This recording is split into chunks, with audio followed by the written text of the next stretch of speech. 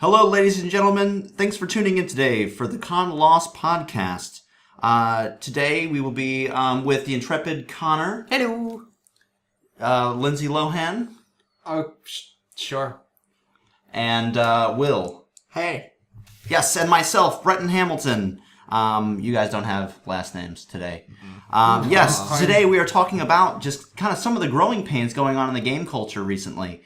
Over the course of the past few weeks, the game industry has kind of been going through a lot of just highs and lows. It seems, as of recently, more on the low side of things, what with some of the vitriol and some of the trolling going on. So I think there's been a lot, and from people I've talked to, kind of within some of the social circles I'm in, there seems to be a lot of confusion and a lot of people who simply just don't know enough about what's going on lately, like even some friends who just haven't even heard of what's been going on over the past 2-3 weeks. So kind of to kick things off, this can all kind of be broken down into, what's recently been going on with Zoe Quinn, Anita Sarkisian, kind of with Zoe and some of the DOSing and doxing going on lately, along with some of the stuff with Phil Fish, and even in the States there's been several kind of, they call it swatting, where you call a SWAT team on a Let's Player or all these different groups. So yes, why don't we start from the top? Zoe Quinn. So much stuff happening. Just so much stuff. Oh yes. So a quick disclaimer for everybody at home. This is kind of all our opinions on things. We're going to do our best to keep things as by the fact. We've done a handful of research on this, and we're going to start things off primarily just by explaining kind of what's going on and what's has kind of been, I don't want to say straight out confirmed, but we'll put a bunch of links down in the Doobly-Do to kind of touch on things. And right off the bat, we would very much love to hear your comments on this. We'll remind everybody at the end, but this is something that things we might say or things that might come up may lead you to immediately jump down to the comments box right now and leave a very angry or heated message. Think before you type. We're going to get to that. We very much recommend you guys stick till the end before commenting. I'd also like to mention, yes, this is not your regularly broadcast podcast. Mm-hmm. This is just coming out on the weekend, the day after we've recorded it, basically, because we just thought the topics that are happening at the moment required... it's a real issue that's happening within our culture and industry. And it's right now, so we thought we'll respond to it as quickly as we can. We took some time for research and, so much research. Yes. Otherwise, you can see the ConLost podcast normally on Wednesdays. Yes. Absolutely. What would that be for the guys in the States? Tuesday. Tuesday? At least most of them. Depends on the time of day. Yeah, West Coast. Yes. Anyway, so yes, why don't we start things off with Zoe Quinn? That has been a heated topic lately, but with the coined Quinspiracy. So for those of you who are unaware, Zoe Quinn is a game developer, an indie game developer, who's recently released a game by the name of... it's Depression Quest, from memory. It's a sort of text-based, I don't know, almost an interactive novel in a way. So, yeah, that hopes to kind of bring up some topics and some thoughts on depression and dealing with it. Yeah, if you haven't played it, play it. It's quite interesting. In the description. Yes. In the Doobly-Do. In the Doobly-Do, scientific term. Yeah. Yes, so recently there's been a bit of a fiasco because Zoe Quinn has reportedly, one of her exes, a man by the name Aaron, posted a big blog kind of going through his issues with the breakup and their relationship, whatnot. But in there, he points out that, Zoe Quinn supposedly slept with these journalists and with these other people to help further her career, and how that contributed in some way to their relationship. So there has been a lot going on lately with people kind of leading the spearhead to kind of pointing out corruption within the kind of the journalism side of the game industry, as to who's been sleeping with who and how that may be how that may have been used to push her career forward. Yeah, essentially, I think it was just there was fears of just supposed corrupt. Some sort of corrupt sort of game or journalism that was happening. Mm-hmm. It was just used to further Zoe Quinn's own Yes. Depression Grass game. So supposedly she had used one of her relationships with one of the writers for, I believe it was Kotaku, or one of the main game sites, I believe it was Kotaku, to basically get that person to write positive reviews about her game and kind of get her game in the limelight. From what I've seen and digging around a little bit on the website, through Kotaku, they were unable to dig up any connection through an internal investigation. And there were no such articles posted by the individual that kind of pointed out her game. That being said, this definitely did bring the question of journalism within the game industry into question, as well as a lot of the big blog posts that have come out recently on like Polygon and some of these other websites that talk about the role of a gamer and what does that term mean, to which we will kind of get to a little later in the podcast. On the next note, Anita Sarkisian recently has been doxxed. And for those who don't know the term, doxing is the act of putting someone else's personal information online for people to see. And for those of you who don't know Anita Sarkisian, she is the figurehead behind Feminist Frequency, a big feminist kind of YouTube channel that talks about... Yeah, most famous for her tropes in gaming, where she just pretty much, well, essentially analyzes a whole bunch of games that have these very, have tropes related to women. So be that being one of hers were the Mrs. Pac-Man trope? Yep. Where literally characters that were pretty much female archetypes of the male protagonist. Mm-hmm. And she's just sort of literally just pointing it out in her videos. Yes. Yeah. And so, with the initial launch of her Kickstarter a long while back, and I believe Indiegogo as well, she raised an excessive amount of money, and a lot of people have kind of criticized her use of that money, as well as how accurately she is portraying the games in which she discusses. But regardless of that, she has received numerous rape and death threats, and with the recent release of her information, she had to file a police report and stay with a friend for an extended period of time because the information about where she lived, and I believe some even like familial information. Yeah, she was getting full actual hate mail and letters, like actual letters delivered to her own house and people around her. Yes. On top of this, just to kind of cover the other side of things, there are many people online that seem to believe that Anita and Zoe have kind of embellished the amount of abuse they've received online, some of the vitriol, in order to further the spread of, Anita's YouTube channel and videos and Zoe Quinn's game. Whether or not there's any truth behind that, to be, we're not 100% sure. But yes, moving past that, also what's been going on with some of the DDoSing, I believe it's...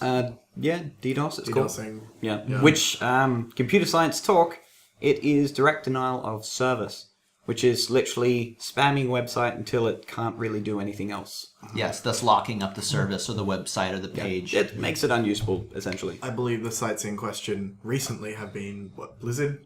Yes. And Steam, and Sony. Of Oh, yeah, course. Sony. They are number one of those. Yes. EA's Origin as well. Even, I believe, the Minecraft, some of the servers or the download servers themselves have been directly affected. Oh, wow. Yes. And I feel, there's this big kind of vitriol, or I keep saying the word vitriol.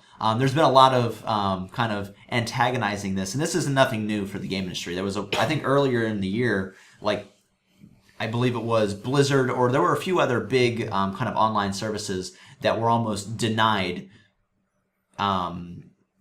Their user base was denied access to their things simply because they were just receiving DOS attack after DOS attack. Oh, it's not an unusual thing, though. I mean, it's been a hacker tool for political protest since forever. I mean, And folks usually do it because they can. I think it's kind Yes. of almost seen as an achievement that I brought down Blizzard servers. But even at the same time, it's remarkably surprising how basic that it is. A couple months, not even a month, like a couple weeks of looking into how to code. It's very easy just to create a bot of sorts that just spams a website with Well, it's not so much on a single computer. It's when you get a botnet. Yes. If you can, you can literally hire botnets to DDoS attack any sort of server that you really please. Yes.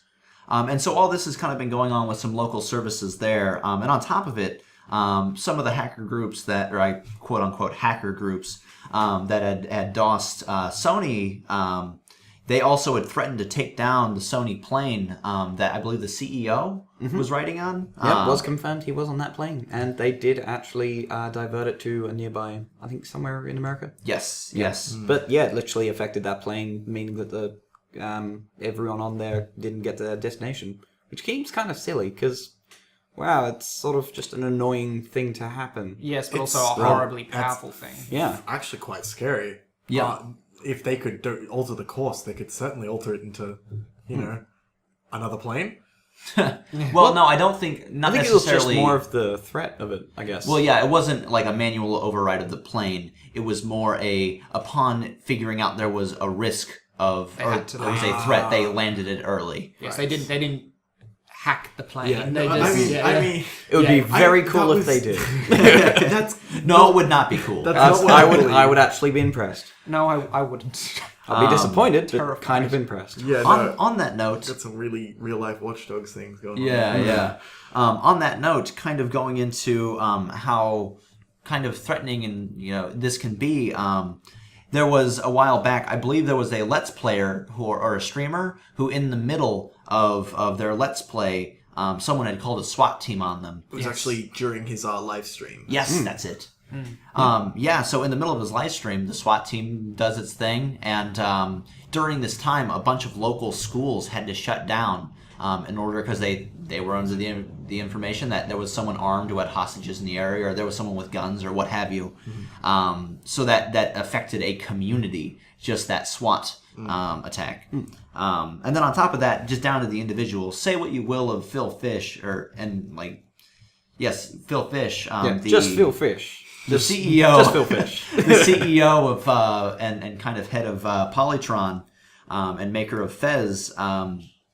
But recently he had his websites and his Twitter account and various things hacked, and they very much made a fool of him during that time, and they were supposedly selling the IP to Fez and all this other stuff. And, while that's not necessarily as malicious as to what's been going on with Sarkisian and Quinn, what with rape threats and death threats, what have you, it still is just kind of like shitty behavior. Well, it's still invasively taking control of someone's business and livelihood, and regardless whether you think what the levity of embarrassing someone is publicly, sometimes that's hard to come back from. Absolutely. Depending on personality. Absolutely. And I think Phil Fish especially, he has had a history of having very difficult times dealing with the community and dealing with last reviewers. thing he needed. But pretty much almost the same reason that's been happening lately. Just this huge amount of hostility, or at least the capability or the ability of pretty much a mob mentality to all this sort of horrible stuff to people for no particularly well-defined reason. part of me kind of relates the some of the vitriol towards Phil Fish to being the same that Sarkisian has kind of gotten, where it is almost their success through Kickstarter and success through kind of catching the public's eye has caused them to kind of be suddenly all eyes are on them. So everything they say is seen by the public. And therefore, anytime they slip up, the slightest mistake, the slightest whatever, there's no coming back from that. Especially with, Phil Fish, where he doesn't have a PR team. He was an anonymous troll at times beforehand, and so all of a sudden, now that all eyes are on him, and he's seen as someone who's big in the industry, or was seen as someone who's big in the industry, the moment that he says something out of turn, people are in outrage that, you said this, we all thought you were a voice to be... Yeah, he became less of a person, more of just an icon. And that's everything he said as a sort of company, that person who made Fish, Fez, rather than just a dude that just likes playing games and occasionally makes them. Well, and same thing with Sarkisian, where she, I believe, initially asked for $6,000 to be running this Feminist Frequency game tropes thing. And it may have been 60,000 or somewhere in there. A reasonable amount. But she made, I believe it was 150,000. No, Yeah, $150,000 through I Kickstarter. believe there was a huge outrage on it. Well, there was a huge outrage, but the outrage was, or has been, that she's only released 4 videos from that, and that she received so much of this money. But I mean, I think even on the developer side of things, if you make... Sorry, I just fact checked that first. Yep. The goal was $6,000. Yep. She made $158,920. Yes. So she made substantially more than that what was- she was expecting and even wanted. And so all of a sudden, I'd just like to mention as well that was also via 6,900 backers. yeah. So substantial Yes. pledges as well. Yes, absolutely. And I think a big part of those funds came from kind of a lot of the hate she received, and they were kind of like showing their support for that. And I think there's no way that she's going to spend that much money making YouTube videos, even if she was hiring a full team of writers and researchers and whatnot. That's just, you wouldn't expect that from her. So, of course, a lot of that money goes into her pocket, which is fine as far as I'm concerned, because the people who were donating after she had made that goal were well aware that she was not adding all these super big stretch goals. Oh, They I were going agree, yeah. directly into her pocket. It's one of those things where, that's actually extremely firming as some kind of content maker or artist of any sort, when you are supported in such a fashion that you are supplied with more than you are needed to continue to create. Yes. I mean, the reality is, if people really like her content, she could make it for as long as she wanted at this point. Absolutely. She could get better mics, better cameras, etc. Whatever she liked. Yeah. Not to mention, she already has the publicity of this entire event, that each one of her videos has over 1 million views, and normal YouTube makers will just go, I would love that sort of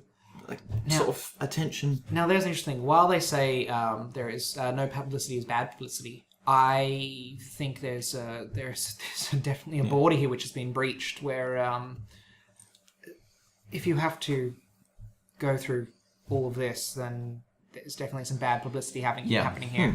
And I think a big part of that is a very vocal minority, people who are very outraged, who will go as far as to think that they are the majority. And I think that's something that we'll definitely touch on here in just a moment. But I think kind of this entire conversation, what's been going on lately, what with Anita Sarkisian and Quinn, and how that's been tied to this big feminist movement within the game industry, and how in a lot of ways that conversation shifted for a while into journalistic integrity. I feel like in a lot of ways the conversation is no longer about those. The conversation is about this toxic behavior and this poisonous attitude within the industry. Oh, I wholeheartedly agree with you. I mean, the reality of it is the ethics and morality of the choices being made here are opinion-based. They're not rules. The reality is the rules that are being broken here are people's codes of conduct due to their what they can do because of anonymity, or feel they can do because of anonymity. I mean, we don't know. In any of our opinions, we can't definitely say that sleeping with people to get to the top of your field is a right or wrong thing. We can just say, well, it is what it is. You can say, me as my own individual moral agent, and my moral agency based on how I have developed, I would or would not do this. What we can say is wrong is depriving someone of their civil liberties and freedoms that they're entitled to, which is feeling safe and not being abused. I mean... Yeah, absolutely. Each 3 of those people, I think Zoe, Anita, and pretty much Phil Fish, when they received all of that vitriol, they pretty much had to become social recluses, because every time they appeared on any sort of media whatsoever, they were immediately going, oh, there they are, get them! Well, and just like Phil Fish, Anita was, Phil wasn't called up to to do a TED Talk or anything, but Anita definitely got a lot of traffic for the amount of abuse she got, and a lot of people saw her as, oh, this is your way of getting press and just getting your name out there more and pushing your agenda. But really, she was just kind of asked to do this thing, and all of a sudden all eyes are on her. And so her and Phil Fish, I would say, are victims of success. They very much have been forced into this negative limelight where they are so heavily monitored and they are constantly harassed and threatened and insulted, and that is very much a product of just finding much more success in what they've set out to do. I wonder, is that a weighed risk that someone should have to make when putting themselves into the limelight? I mean, it's an unfortunate reality of what we go into, but should anyone have to put up with that? Should anyone have to expect that? You know, I very much don't think that someone should, but at the same time, I think that issue is intrinsically tied to the culture around the people who are making these attacks. I think, you know, I can watch a video online about something I very much disagree with and not leave all this hate and stuff spattered down in the comments. True. True. And there are ways to very tastefully discuss some of these more complex topics. And I think one of the big things is between Anita Sarkisian and some of the other, some of the anti-feminist groups that follow, like Thunderfoot. Thunderfoot is a YouTube figure who actively goes out of his way to post videos kind of showing the flaws and the mistakes and pointing out all this kind of stuff that Sarkisian does wrong. And all these other message boards do similar things, right? But I figure for anyone to move anywhere on the spectrum, you can't be following the most extreme of either side. And there are extremes of either side. I think there's definitely neutral middle ground, and within that middle ground, there are ways to discuss these very complex topics in a very tasteful way. Oh, I agree. I mean, and if you're going to be a contributor to the conversation, I feel like, in my opinion, you have a duty to inform yourselves on both sides of the opinion, both sides of the argument. It's work. It's difficult. Yeah, and it's so easy just to comment on based on what you're feeling. Yeah, just produce a stream of consciousness that you just happen to be feeling at the time, which could not be more backed up, or at least you just say, in my opinion, and that literally just says, all right, no, well, and I very much think that, you know, a lot of the places that people are getting this information from are like Reddit, Tumblr, 4chan, other comment sections and other websites. There's a lot of these places where, and even like YouTube, there are people who run channels, and they are stating all these opinions as if they are fact. Like for a very long time, there still are people who actively believe and are spreading the word that Zoe managed to get articles published about her work through through the sexual act she did with so and so. When there are no articles. There are no articles. You can't find them. Yes. And nothing can be buried on the internet, really. No. There's always copies of things that can be dug up. And so the fact that information is still considered relevant and real just goes to show that a lot of these people who are very adamant in where they stand are so unwilling to expose themselves to other sources of information that may conflict with what they're currently. Well, I mean, can we maybe highlight the reality of the mob mentality, or more the kind of being in with a certain circle, and that circle being affected or threatened in some way by a set of misinformation or detrimental information to that belief system. Yep. It's a very visceral reaction. It's a visceral feeling. You feel it in your stomach, in your gut, in your viscera, and you react to that with passion, don't you? And what exactly you're describing is the psychological term of outgroup derogation. Yes. Which is the act of kind of seeing people who you believe are outside of your cultural group as a potential threat to those in your group or your way of living within that group. Yeah. And I feel like in a lot of ways that is where some of the hate towards feminism has kind of come from lately through Anita and so on and so forth. And I think at the end of the day, with 45% of the game population being made up of women, there definitely is a place for, like, I think Anita Sarkisian is contributing stuff that needs to be said, whether or not it's perfectly delivered and whether or not all of it, you know, needs to be taken into... I think perfectly delivered is the wrong word. I think palatably delivered. Yeah. Yes. It's like, I know personally when I watch the material, it can be hard for me to swallow at times. She has a very, very odd way of turning a subjective thing into a bias. But, you know, but if you step back, you realize, oh, it's just highlighting what's present, not trying to shift your point of view on it but merely saying, this is what it is. This does not define the games I am pointing out. I am merely pointing out a small segment of this game to explain how this trope operates. It's true, and that's the point. She's highlighting a trope. She's not giving a dual-sided argument or a debate. She's saying, this is a trope present. Yes. It exists. Here are the small aspects of each game that accesses this trope. Yes, and I think one thing that's very fascinating is the very first episode that she released about these game tropes, feminism and game tropes, very much, she had a big disclaimer in the very beginning, which basically stated that pointing out these tropes in these games does not intrinsically make these games any less. They are great games.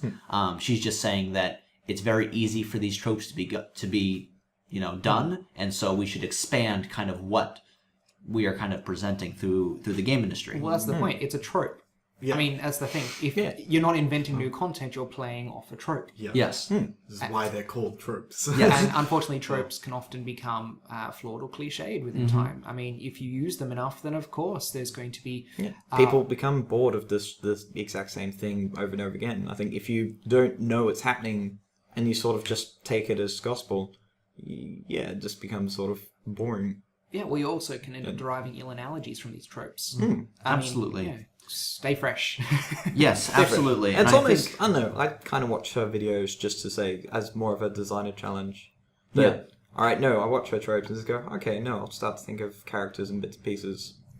That don't fit within that sort of trope.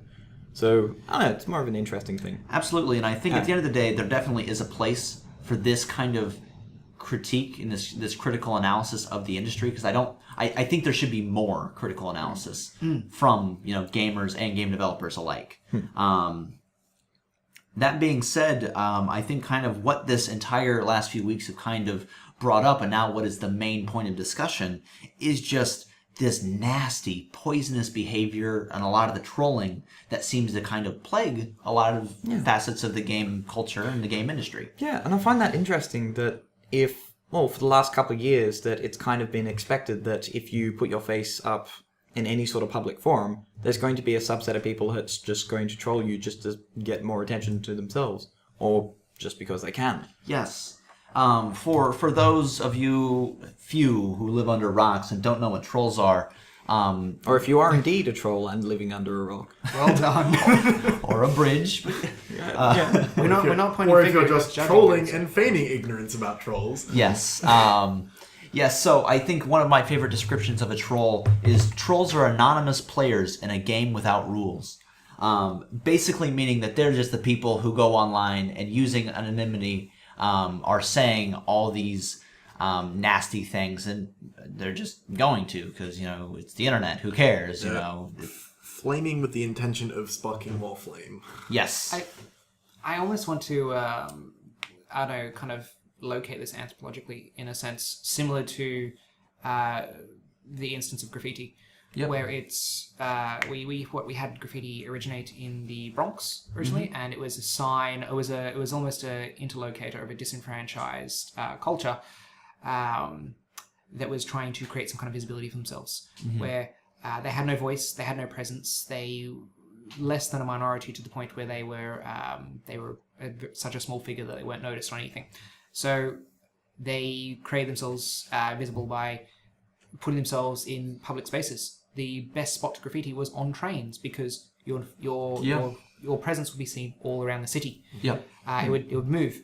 I almost feel like trolling is almost an interlocutor. It's almost in that same sort of grain that people are so disenfranchised with themselves that the internet is literally that train. Well, also, exactly. It's an anonymous sort of playground, or at least sort of board or something. You can literally say whatever you want without being attributed to it, other than just being what you've called yourself. It's not just specifically the internet, but look at where it's going. We're talking about the comments of a popular viewed YouTube channel. So it is a spot of visibility. And it's placing your own content with people to react to it. You're flaming, specifically flaming, so you are drawing attention from something that draw people in. People are riding that train. People are coming to ride the train, and are being drawn into your presence. And I think there is kind of a big, I mean, hell, it's a term at this point. Don't feed the trolls. Yep. And I think that's something that it's a catch-22, I would say, or not a catch-22, but I think that's the wrong way of thinking about these issues. Because I think if you're going to be on an environment that hosts trolling, and you're trying to avoid it, you're almost putting the blame on the individual who sees the comments. True. And has that urge to fight back in some way. It's also not responding to them sometimes can cause more damage than actually responding to them. Like, they could be addressing a point in the thing purely to inspire rage, but not addressing that point, like not answering that can damage you. Like, you were specifically ignoring a comment, and if it reoccurs, it can just put this stigma on you, like that's a touchy subject. Like, that could. Well, and I think there's a lot of YouTubers these days who have been of the mindset, if I'm not supposed to read all the flaming, why allow comments at all? I mean, hell, we've got, PewDiePie, Anita Sarkisian for a very long time has not, if ever, has Comments shut down her comments shut down. Yes. Total Biscuit, Nerd Cubed. There's a lot of these things that have taken down, or there's a lot of these groups that are taking down these comments. I would also like to mention they specifically put out videos responding to why the comments are being taken down. PewDiePie, it was only a week and a half ago that he placed a video saying, this is why I'm taking down the comment section. Nerd Cubed had a very long video. It was one of his longest videos, went for like nearly 45 minutes about, this is specifically why the comments are going down on this. And a lot of these people have responded with Reddits and being more active with their tweets, where they said, I'm going to give you a new forum if you're a fan of mine to come interact with me. It's just specifically a lot of, and that's the thing, YouTube is known for toxic comments. It's just known for that, and maybe because you don't have to premeditate to post a comment as soon as you view content on YouTube. And I think a big part of that is there really is like an emotional spectrum where you're not going to comment or like or really have any further interaction if you aren't swayed or if you don't have some strong emotional reaction. It's when you like the piece or you dislike the piece that you'll hit the like or dislike button. It's when you're motivated to anger or you're motivated to extreme elation that suddenly you have the motivation to comment or to be play a more active role in this conversation. Which is personally something I know I'm ashamed of, that I don't tell YouTubers when I like their content. I don't comment. I just walk away feeling very good. But I feel like they need to hear that as well. Maybe I should be commenting. Yeah. Generally, I feel a like and a favorite is usually enough. Like, I feel like that gets through them. Like, a video with a high amount of likes is... I mean, if the video touches you personally, I believe you should leave a comment. Or at least a message to the page. But, yeah, like, if I really like a video, then I'll like it and add to favorites. And that way, it sends a message to them. Every single time somebody likes a video, it will send a message to them. Yeah. And I think even outside some of these YouTubers, there have been a lot of movements lately to remove kind of this sense of being anonymous online, like setting up a Google account to go through YouTube. So now people are in ways posting through their Google Plus account. And I believe that was retracted. Yeah, that was. I think they did try to put in, I think, the Google Plus accounts to YouTube comments to literally try and de-anonymize sort of the comment system. Well, it failed. It failed, yes. Horribly. Everyone went Google Plus? No, thank you. I know for a fact that Blizzard has actually done this for their forums, and all their games are all linked to your real name. Although I believe it's... They took a very strong stance on it, though. It was going to be mandatory, but now the real ID, I believe, is only... it is there. You do have to have it on your account, but it isn't... it isn't required to add a friend now, and it isn't required to do certain things. Yeah. But I know they put their foot down and were going to do it. Yeah, yes. I know with Steam as well, I think there's even they have the community pillar badge that you can get by just putting your real name on your account. And even saying that, you still don't have to post your real name or your real identity. Very true. There's no way that they can personally fact check you. Yeah. Especially when so Send many... your credit card information and your license and registration and so on and so forth. No, and I think at the end of the day, this over the course of the last week or two has very much highlighted that it seems that where a lot of this anger and a lot of this very blatant personal attacks and violence has very much come from a very vocal minority who deem themselves to be the majority.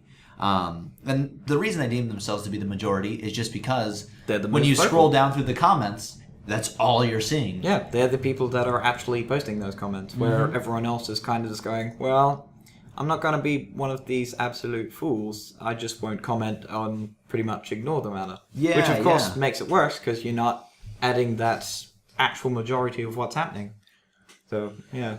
Yeah, absolutely. Well, and I think a big part of it, as a gamer and as an active member in the game community, in the game industry, I very much think we should be playing a much heavier role in kind of actively dissuading this. Well, it may sound harsh, but being passive is near tantamount to accepting the actions that are occurring. These are your peers, and they represent you in a massive way. I mean, they're as much your voice as they are their own voice, because not every casual gamer or every non-gamer understands that there is a vast spectrum of gamers and the way people interact with the community. We are one community. Yes. We are one title. And if you have ever said you're a gamer, you're accepting all that comes with it. Exactly that. And I think, there are a lot of people who are outside the game industry who all they see of the game industry as, gamers this week, threatened to rape and kill so-and-so for mentioning feminism. Those crazy gamers are at it again. Yeah. it's Only furthering, a stigma between or amongst those people. I really hate, I dislike that. I personally dislike that we're forced to keep this stigmatism on us. Absolutely. And I think, there is a way that we can kind of break out of that, but there just needs to be more people who are actively shutting down this negativity. Like, responding to the comments or downvoting or downliking something. And I understand that at times it can be a bit daunting to put your foot into a conversation that the person's just going to spit that same, disgusting spatter at you. It's very true, and we're not saying if you don't feel comfortable, stepping in and getting involved with actually voicing it, then, metaphorically drive past the woman that's being harassed, turn your lights on, make it apparent, beep your horn, Yeah. Make it visibly obvious that you're watching and disagreeing, and that might be through dislikes. Yes, absolutely. Yeah. Absolutely, and I think that's a good way to go about it, You don't have to put yourself in risk's way. You don't have to put yourself in risk's way. There are tools that YouTube and Reddit have made to show your distaste for what's occurring. Use them. Yeah, and even people, I think I'm currently just new to Twitter. I've found a lot of pages are being popped up just to show off these absolutely horrid tweets. So literally, gamers are awful, and it's just a dude that tweets random sort of statements he's found, just of the most really just dumb stuff that's been happening, and just giving it more sort of recognition for how dumb it is. Well, is it for how dumb it's... Sorry, Will. Sorry. I think that's something we need to address. Really, is the demographic of most of these horrid sort of posts are from almost now the minority of gamers, at least compared to female gamers. The diversity of the gamer. All of these comments are from the 15 to 16-year-olds that are on Xbox Live and have no attachment to the adult world. And see, while I see that, I also part of me very much worries. Is that entirely true? Because I feel like that'd be hard to track in some ways. Because what worries me is that there are game developers and people who are actively involved in the community who think this way and can anonymously spout all this stuff. Because, I mean, every year around GDC, the Game Developers Convention in San Francisco, we see all these articles coming out about, women who are, harassed or abused during during the conventions. And just, yeah. No, I agree. And I don't know if we can pin down who it is, because half the point is that it's anonymous users. Well, and maybe just that. I mean, yes, we know that there are statistics out there that show age groups of the majority of anonymous users and who goes under anonymous guise. And there's psychological profiling as to why during that age group you're more likely to act like this and go under anonymous guise. We can link them below if you feel inclined to read this stuff. But in saying that, we're also creating a pretext or a prejudice for this kind of person. The reality is there's also, intelligent adults that make very, very bad comments in intelligent fashions. Just because a rhetoric is convincing doesn't mean it's true. Yep. I mean, the reality is if someone gives you a context for a belief, and the context for that belief is within the evidence that proves itself, all it does is facilitate its own existence. Basically, it's like if I take a book and say this book proves what's in this book, there is no cross-reference. yeah.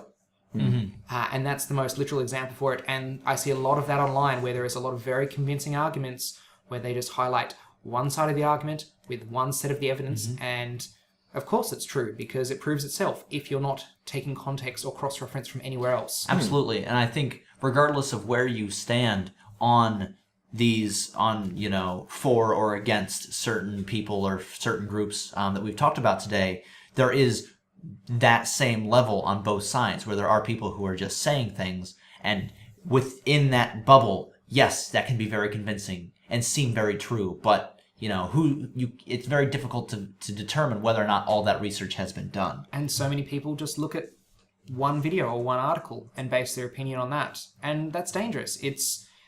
There's misinformation, which is more dangerous than no information. What else can be very, very dangerous is posing one side of the argument or one piece of one side of the what's going on, basically. Yes. Yeah. Just giving an incredibly biased view. Of course, you're going to take on whatever that view is, because your only source of information. It's true, and I do want to highlight right now that no one goes into doing something or creates an action believing what they do is wrong.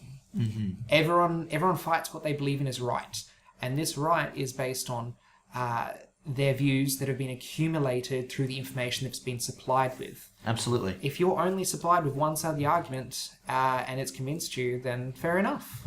And the best way to kind of fight, if you very much disagree with what's being said, is to state it in a very clear and concise, and take the time to actually treat the other person like a human being who's come to this conclusion, not because they're ignorant, but because they have just been supplied with this information.